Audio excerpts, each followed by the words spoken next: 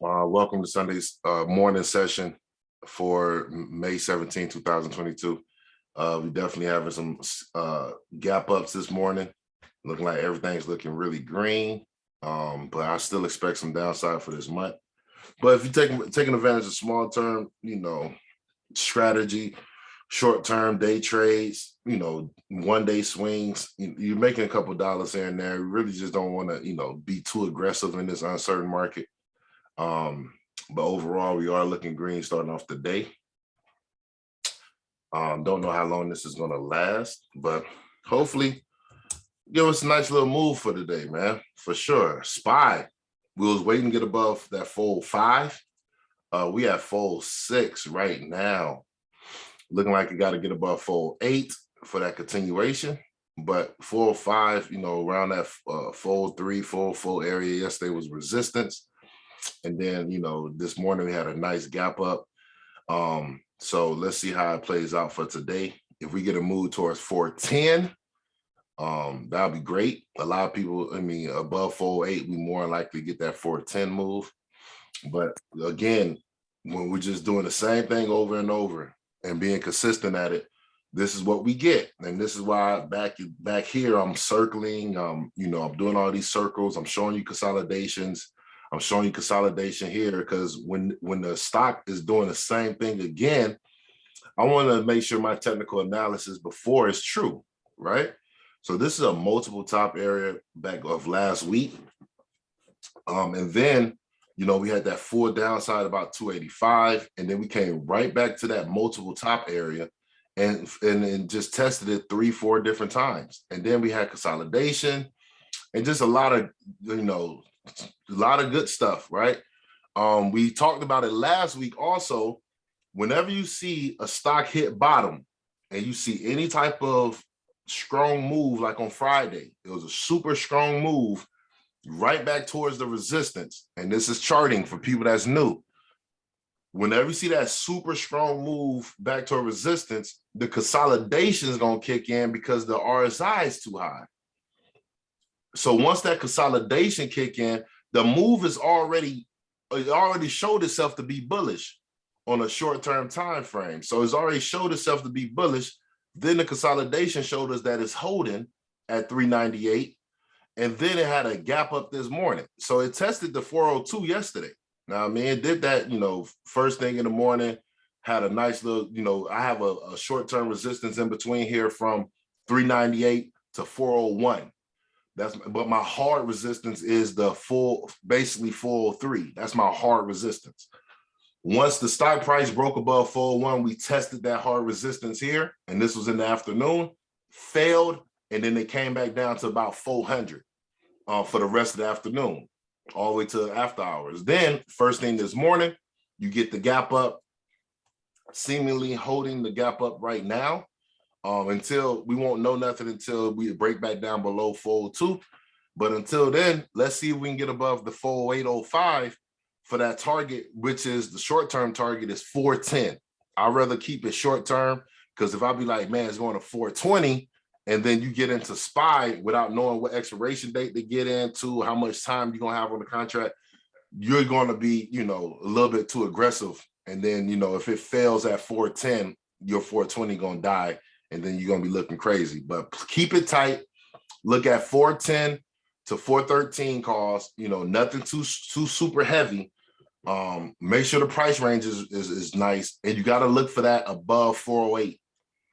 You don't want to really just jump in, without even having a plan. So if it was for me, I would say above 408, I'm going to trade the 410 or the 413 for this Friday.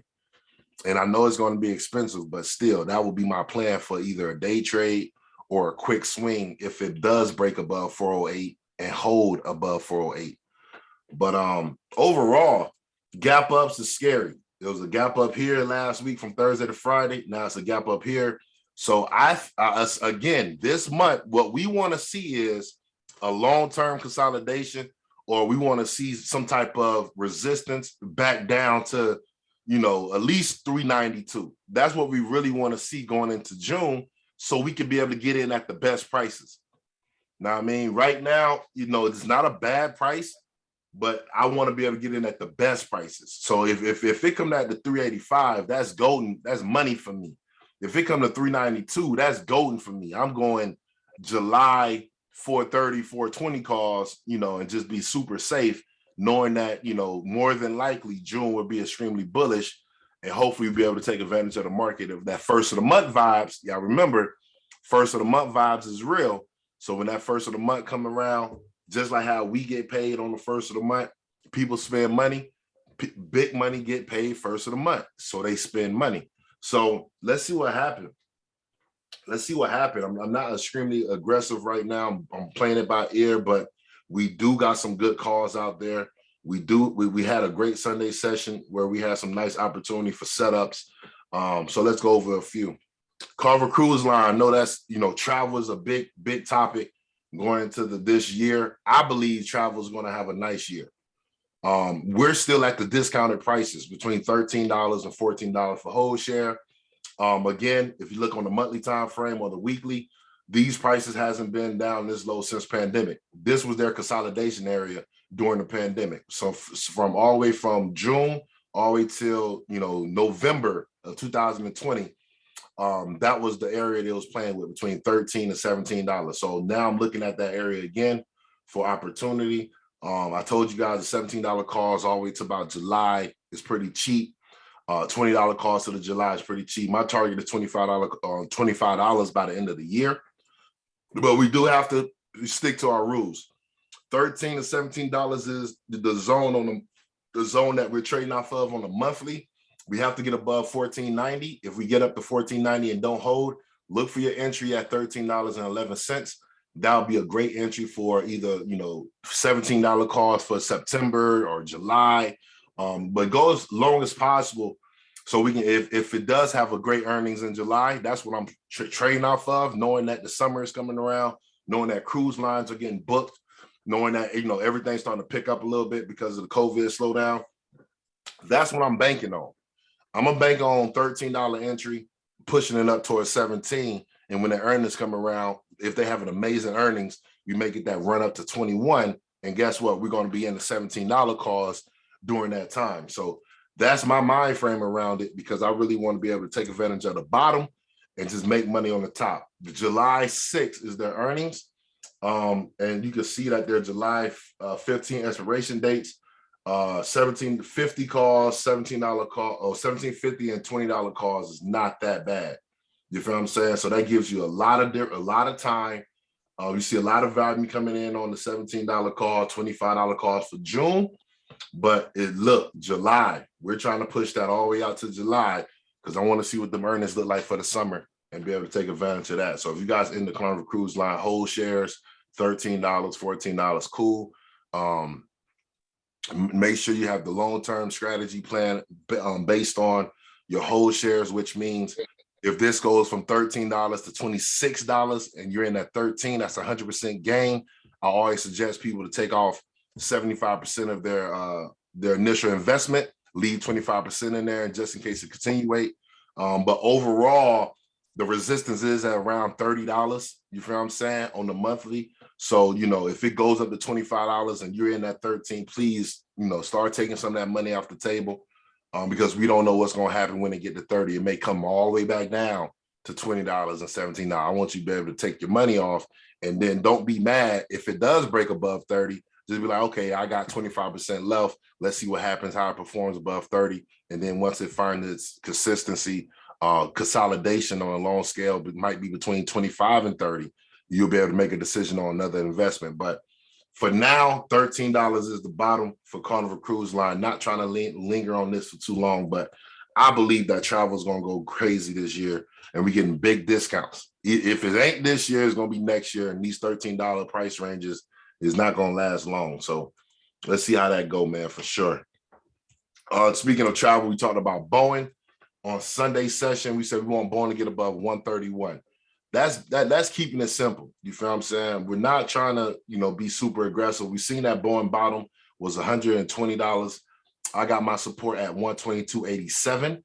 because of the multiple tops here. You notice how it hits that, multiple times, 122, 122, 122. Monthly resistance is 126, and which is above 126 now, is at 127.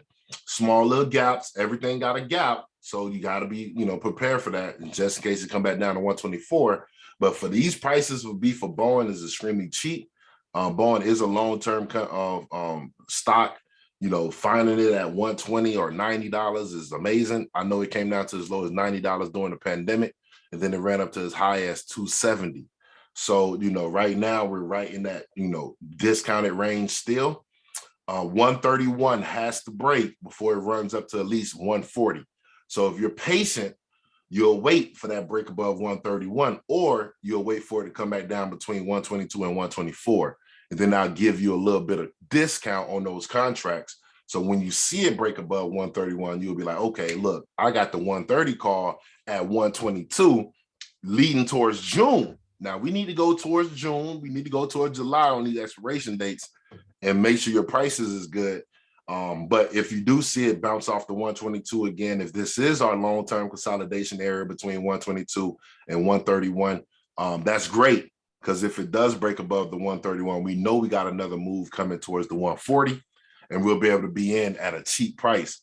This is why during this time it's crucial to look at stocks at the bottom. What's the cheapest I can get it? And then let's let that be our target. Let that be our entry target. I don't care if it makes it there again or not. I just want to practice getting in at the best prices. Now, we need the best prices. So that's Boeing. So I know that QC was talking about Boeing for sure. 140, I like it, but I like it above 131 a little bit more. You feel what I'm saying? So seeing that discount, if it come to 124, 122, be skeptical about the month. I need consolidation for this month, guys. I've been saying that for a minute because I'm really bullish on June, but be skeptical about the month. Walmart, I told you guys to get the straddle. You probably do a 130 put or a 155 call. Make sure the price ranges was at least a little bit balanced. Walmart didn't beat their earnings. It wasn't a horrible earnings, but they didn't beat it. So now we drop down to as low as 137. RSI bounce, what you're getting right now. It has to recover 140 before it start reversing back up again. I don't think it's going to recover. But this is just an RSI, small area consolidation on the RSI. If you got the 130 put, let's see how those come out. I think that was like 17 cents yesterday. Hopefully we can get some money off of those. The 135 puts was like 50 cents. And the 137s was like, $80 to $100. So let's see what happened. If we continue to go down to the 135, but this is, back to that same area. Let's look at the 1 month. We're back down to that same price that we talked about last year, 135 price range for entry. That was a good support multiple times. So let's see what happened if it does come down to 135, if we hold here, or we're going to see some more downside. But either way, we know that Walmart is a long-term stock. Who think Walmart's a bad company? I don't think nobody do. It was a good move that we found, all the way up to 158 or 160. That was I like that trade because we caught it at a good price. And then, now let it come back down so we can catch it again at a good price. So just be prepared and just stay patient with this. Let it come down to wherever it need to come down to. And then, let that consolidation form before we start getting back into Walmart again. But congrats if you guys traded the first trade, or congrats if you got the 150 puts I talked about last week at 152. That kind of worked itself out, if you held on to that also. So let's see what happened with that, man. Home Depot had a good earnings. I had a lot of information on Home Depot. I forgot all the trades. I should have reiterated it. I was so focused on FedEx, but they kind of go together for me. I like Home Depot and FedEx together. But the old trades, what was the old trades? Over 307, get 309. Let me just make sure I ain't have no real trades in there in a minute, man. Home Depot 314, 317 on the 1 day. But either way, Home Depot is breaking out, had a good earnings. This is a consistent dividend payer. This is at 307 right now. You feel what I'm saying? So I think we're going to have a nice little push first thing this morning. Let's look at the chart real quick on the 4-hour. Keeping it very simple. The bottom of Home Depot came down to 281. I don't know if we missed it. Did I talk about Home Depot at this area? I don't know. I'll be having a lot going on. But we had to recover to 299 because that's where our resistance was played out when we were trading it before. So the Home Depot trades was way back in the beginning of April. We had the 320s and the 310s, and they ran up to 317, which is the top resistance. So this is the 4-hour chart. Let's go down to the 15.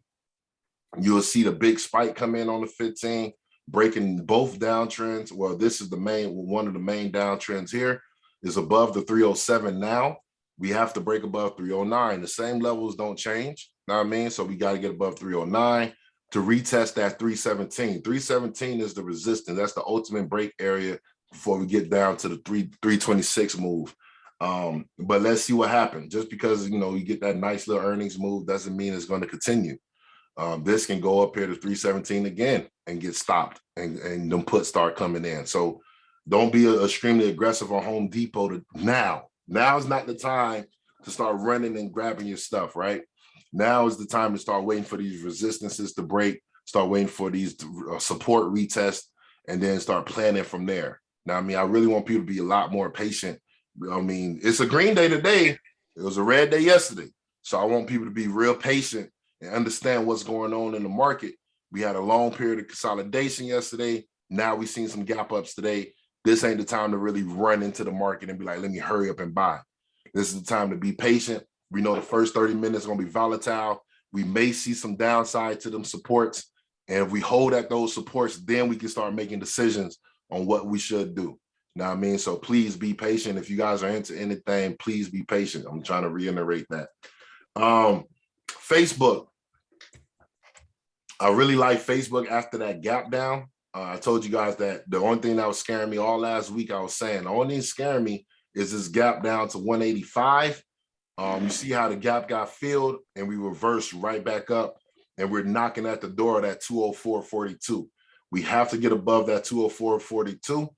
And it's been in the small area consolidation again from $200 up to the 204.42. So let's see what happened. You know what I mean? With this one, if you guys caught that, rejection at 185, if you caught the break once it got above 194, it was a lot of little areas there where you could have, capitalized off of it. But that's why you got to know what you're doing as far as charting. I told you guys the only thing I'm scared of was the gap. I said, let the gap fill itself. You know what I mean? And it did. So that's when you got to make the decisions on what you want to do from there.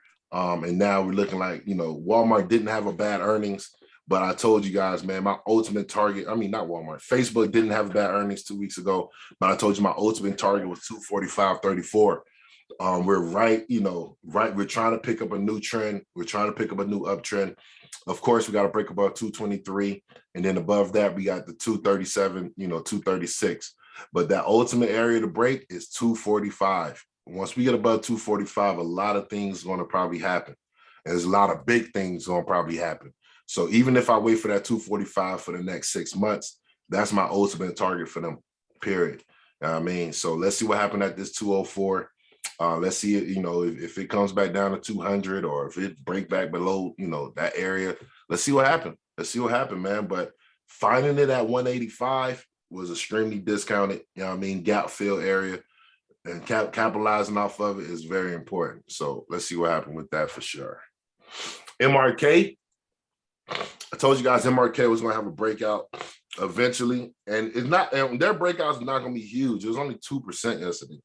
But in option terms, that's, 75 to 100%. You feel what I'm saying? So we noticed that, of course, I talked about MRK at $78. The reason that's 78, and if just going back and reiterating small things, 78 was important because that was a resistance area. Once it broke above that resistance, I was confident that it was going to go up to at least $83. So we was putting out, $85 calls and $90 calls, and then that became the support. So you notice how that used to be resistance, used to be resistance, used to be resistance. I hope you guys are paying attention to that, and that becomes support now. So now that we're bouncing off the support, we had that full breakout once it got above $88. We looked at the 1 week or the 1 month. We noticed that the cup and handle setup is there. This is a long-term cup and handle on the 1 month. So it's looking like we're going to have some more moves coming in. I told you guys back the June contracts, 92.50s, and the $95 calls for June was high volume. So if you guys took notes on Sunday, that could have been a focus for you guys. But those are now, extremely high. But yeah, man, we're sitting right there at the 92.32 price range. RSI was extremely high yesterday, so I'm not surprised that we're gonna have a cool off today. I'm not mad at that. Let's show you the 15-minute chart right real quick. I had to figure out, on the 15, this is my support was 92.20. My resistance is 92.86. So once all these moves come in, this is your next level that you got to compete with, which is $92.20 all the way up to 92.86. So hopefully we can get a bounce at this 50-day moving average, which is sitting at the $92 area. And then we'll have a retest towards that 92.86. But this has been a nice little slow mover, nothing too aggressive, taking its time. But once it gets above this $80 to $88 resistance, it had a nice move. So congrats if you guys took advantage of the MRK. And their volume went from 2,000 in open interest or volume to about 11 to 13,000 yesterday. So let's see what happens. A lot of people think they're gonna continue to go. What else we got going on the playlist? Let me get my paperwork together. Yeah, XOM. Man, listen, man, it's I ain't gonna say it's luck. It's lucky that you see a big spike in the company that you're in. To me, that's lucky. The skill come in is when you be able to take advantage of the slow mover. You feel what I'm saying? When you can get into a stock at $84, $83 and it take its time and make it towards your price range. You feel what I'm saying? We've been talking about ExxonMobil, I mean, shoot, forever, right? Forever. Since it broke, beginning of the year, it broke 75. That became a good support. Then 80 became a good support. Then 84, and then, so forth and so on, the $88 area. We've been talking about ExxonMobil for a minute. Long consolidation on the monthly, on the 1 week. You notice that, it had a resistance at $65.99, came down as low as about $53.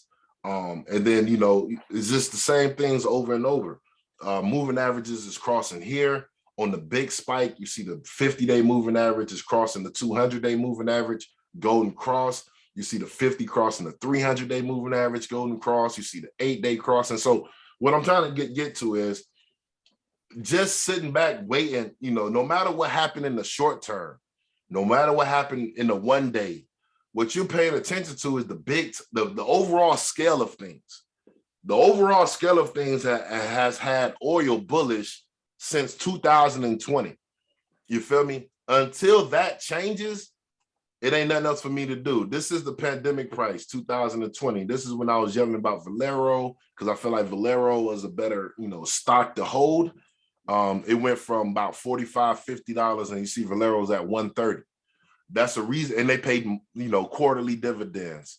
This is why I was telling people to buy that as a whole share instead of doing options on Valero. And then I found XOM. It was like, let me do options on XOM. You feel me? Because they have a lot of volume. When they're on discount, the prices of the contracts is reasonably priced where I can take advantage of small moves.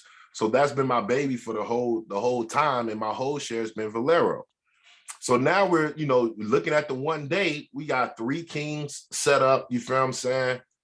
It bounced off the 84 multiple times. QC yelled about it at the 83. I mean, it gave out so many entries. Seen it at this price range. All I'm waiting for is the 92.50 break. Really, the 94. But 92.50 has been the resistance. You can see it right there. But the 94, and don't ask me how I found that. I go all the way back in time. That's how I figure out if 94 is the true resistance. Right here, 94, 94. This 2008. This is 2013. Even though it broke above up to about one. I told you our ultimate target for XOM is 104. So resistance back in 2016.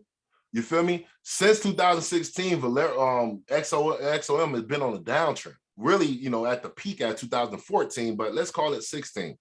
XOM been on a downtrend. When pandemic hit, it just died.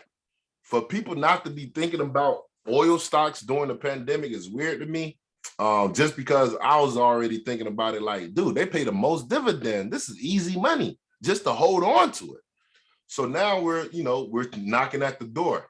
I want to get up to that $94 area and then have that breakout towards the 104, which is the peak was 104.85. But this is how you figure out where's the next levels at. You got to go back in time and you got to go use your history for where was resistance back in 2007, 2016, 2013. So if y'all have, any new people have questions and wondering about that, there you go. The reason that 57 was just a clutch break, the same reasons. Back in 2005, that was resistance. It broke above, consolidated a little bit, and then you broke out again. Here go the support. It became resistance/support in 2007. So it took almost 2 years for it to drop back down to that support area. And then it retested that high again, didn't hold, and then we had a full scale breakdown. And that's just talking about technical analysis and taking away from all of the COVID and all the things that happened in between there. You know what I mean? But you can see it, the chart don't lie. The chart tells you everything you need to know. Breakout, support test, retest. And this the 1 month. So if you could do it on the 1 month, you could do it on the 4 hour, you could do it on the 1 hour, you can do it on the 30 minute. You know what I mean? Anybody got questions about this? Yo, David, you think let's say within the next month or so, next 4 weeks, if it goes up to 105, 106, it's gonna break down. Right. Are we gonna look for some consolidation and a good drop below what's that top line? 104? 104. So if it's my ideal is this same thing that kind of happened back here. If it runs up to 104, which is the peak, I don't think it's gonna come down to the 50s, but it can come down to 75. You feel what I'm saying?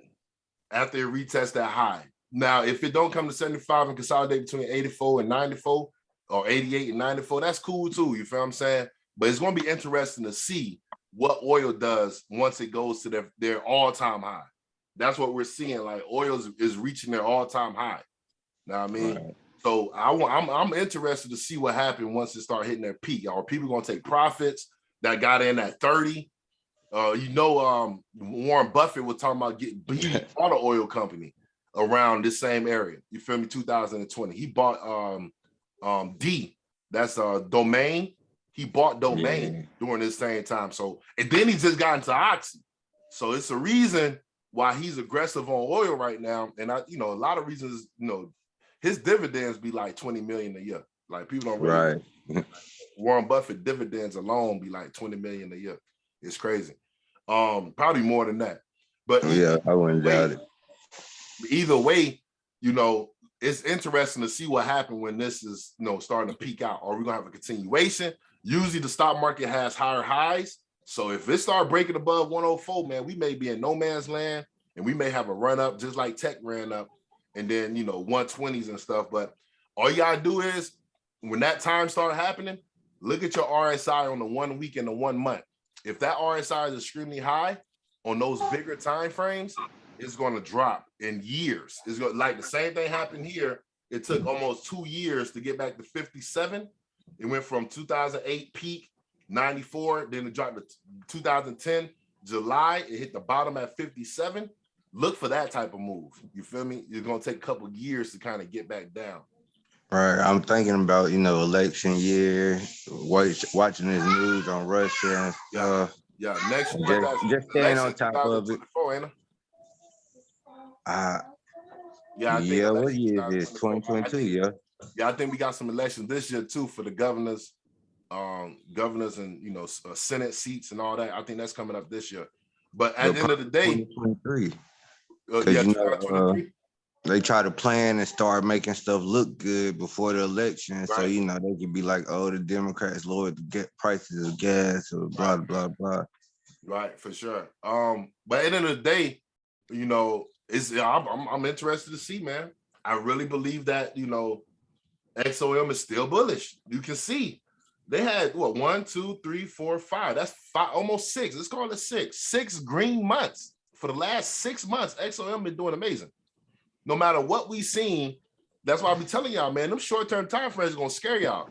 Go to that monthly and build that confidence back up. Because on the monthly, it look like it ain't slowing down for nobody.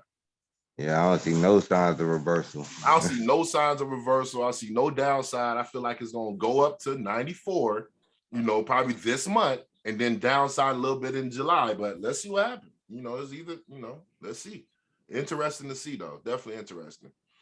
Market about to open in 1 minute. No, for sure. I appreciate everybody for joining this morning. Y'all want to look at Apple really quick, just in case you guys want to. Oh, UVXY. Never forget. Never forget. Let's never forget. I think Ken mentioned it. I wanted to just show you guys why I take notes on my charts, because I know people probably be like, man, all that scribble don't mean nothing. Okay, watch this. The same notes that I took from 2 weeks ago is the same notes that I'm going by on entry. New support over resistance is 14.29. You notice that it hasn't been below 14.29. Target is going to be $16.36. Same stuff. So if them gaps got to get filled, that means that this is going to have a reaction, because this goes against the market. So you can get you a $16 call, $16.50 call for next week, and you'll probably make some money off of it if you buy that $14.29. That's just my opinion. I may be wrong. You feel what I'm saying? But this is why I take notes. The same notes is the same thing that we play off of every time. And then, just stay consistent. Just stay consistent. So when you see, I don't make this stuff to look cool. I make this stuff to keep up with it. So I don't have to overthink when I come and click on a chart. I ain't got to be like, man, let's overthink it. But yeah. Market is open, guys. God bless everybody. If y'all have questions, feel free to ask. If you're premium, pay attention to the watch list. If you're not premium, please take notes and be patient, man. God bless y'all. Y'all holla at me.